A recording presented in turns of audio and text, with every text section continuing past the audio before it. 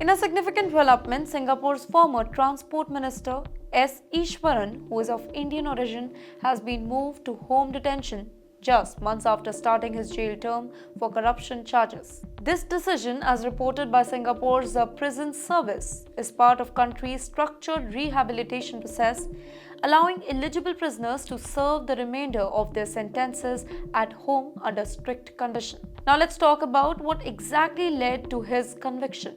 Iswaran, once a very powerful figure in Singapore's government, pleaded guilty to corruption charges in September 2024.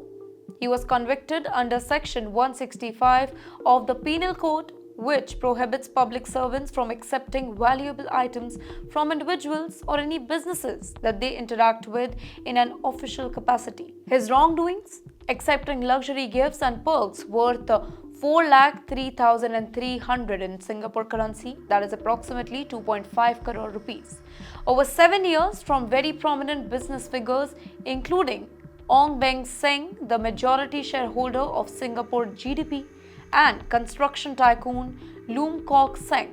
The perks ranged from Formula One tickets and premium football match passes to expensive alcohol and even high-end bicycle gifted for his 60th birthday. But aren't you wondering why was he granted a home detention? Well, at beginning of his 12-month jail term in October 2024, Iswaran was considered for home detention under Singapore's Prison Act.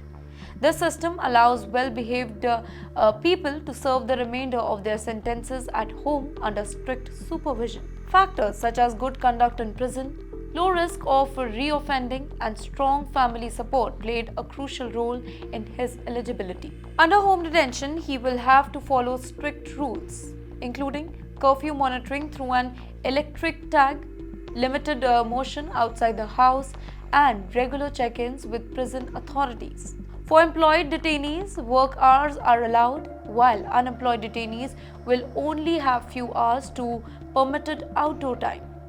While Iswaran has been moved to home detention, the legal proceedings related to this particular case are still ongoing. Businessman Ong Beng Seng, who allegedly provided some of these luxury items, is still under investigation.